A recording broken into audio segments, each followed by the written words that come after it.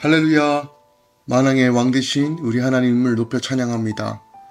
오늘도 우리가 주의 말씀에 가까이 할 때, 주의 말씀을 붙들고 나아갈 때, 기도하며 주의 얼굴을 구할 때 하나님의 선하심과 능력이 우리 삶을 보호하시고 인도하실 것입니다.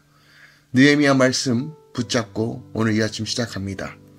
7월 17일 수요일 아침 예배 성삼위 하나님께 올려드립니다. 오늘 하나님의 말씀은 느헤미야 4장 1절부터 14절까지입니다. 느헤미야 4장 1절부터 14절까지입니다.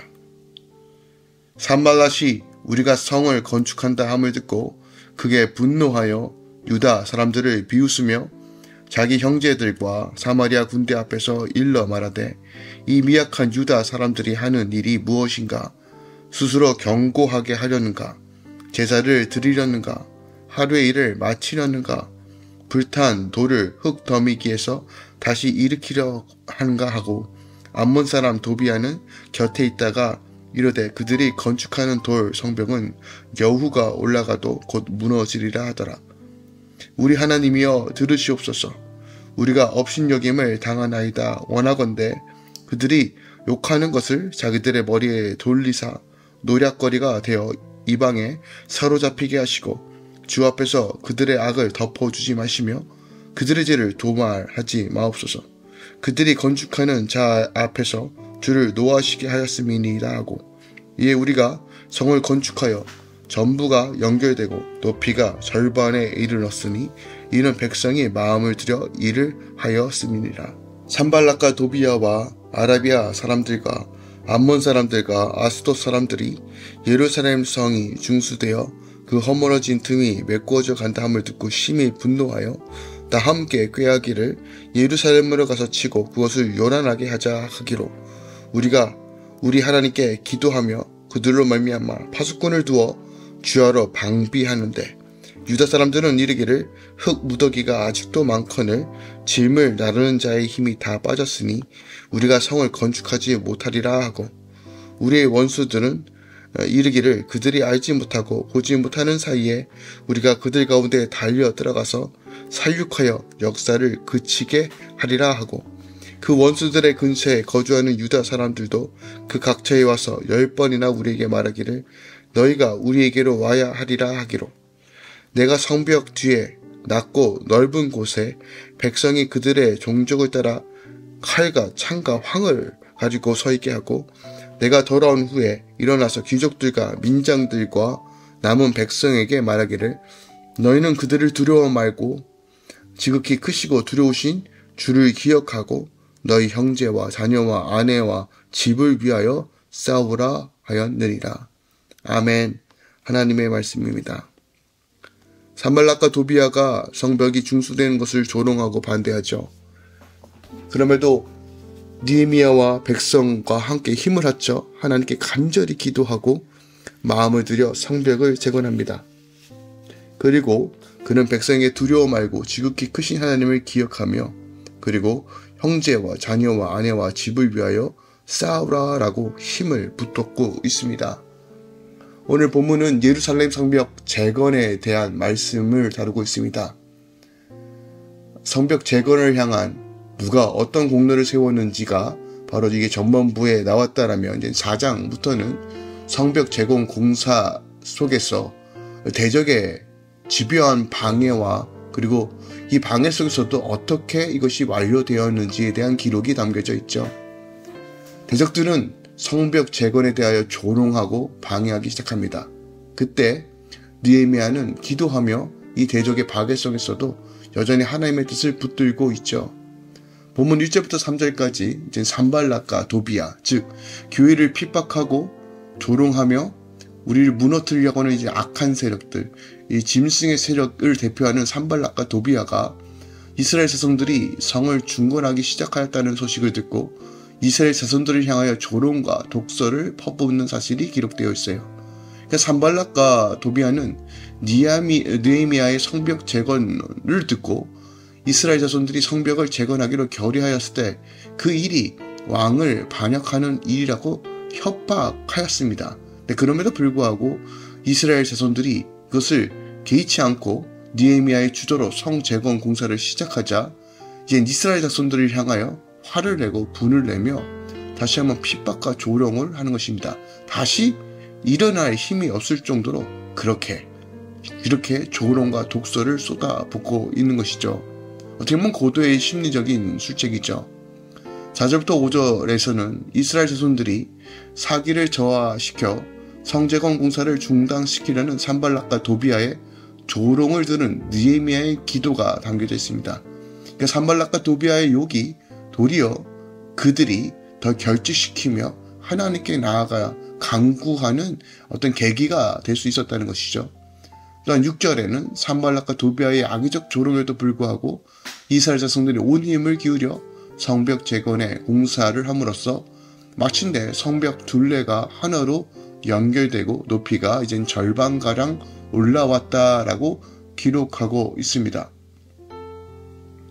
그리고 이제 7절과 8절에서 산발랏을 비롯한 대적들은 자신들의 조롱에도 불구하고 이스라엘 자손들이 사기가 꺾이지 않고 성벽 재건에 전력 질주하는 것을 보고 화가 치밀어 이젠 예루살렘에 있어서 성을 혼란에 빠뜨림으로써 성벽 재건을 무산시킬 계획을 세우죠.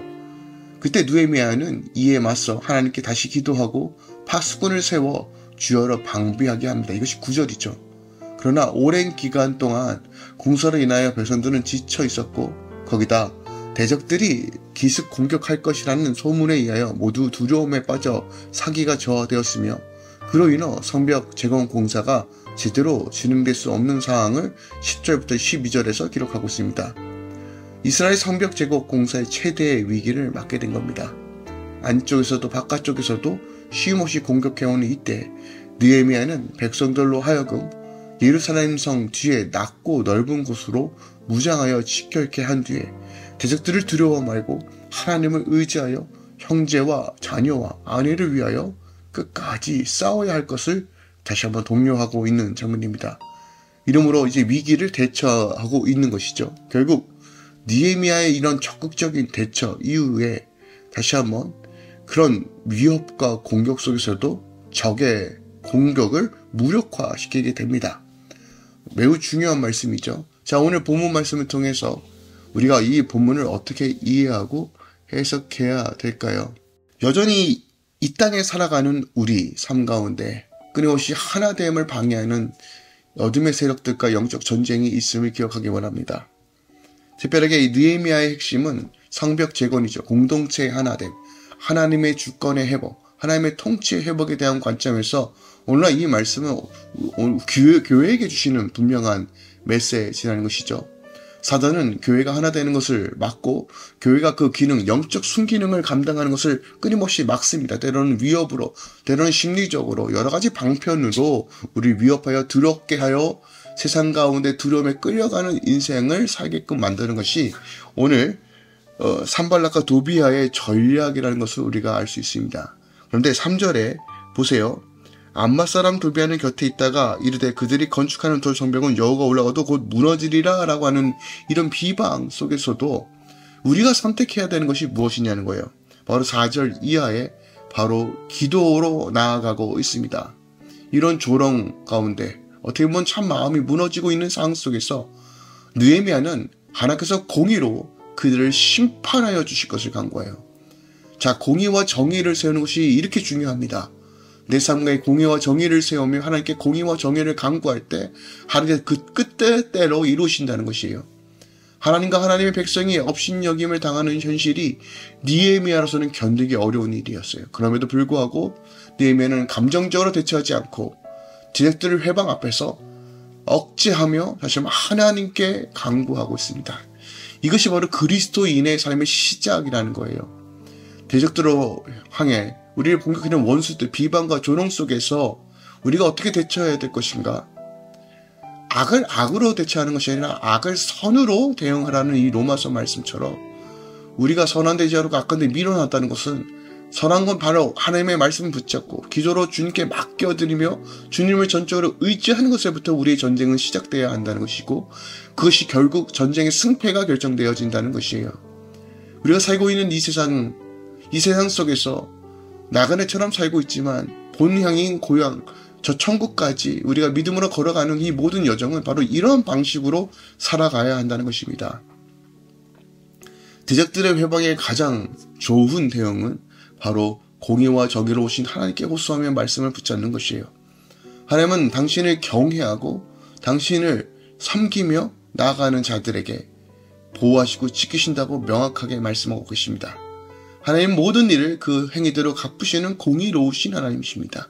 그러므로 우리가 하나님께 호소하면 하나님이 우리를 대신하여 갚아주신다는 거예요. 성경은 친히 원수 갚지 말고 하나님께 진노하심에 맡기라라고 로마서 12장 19절에 말합니다.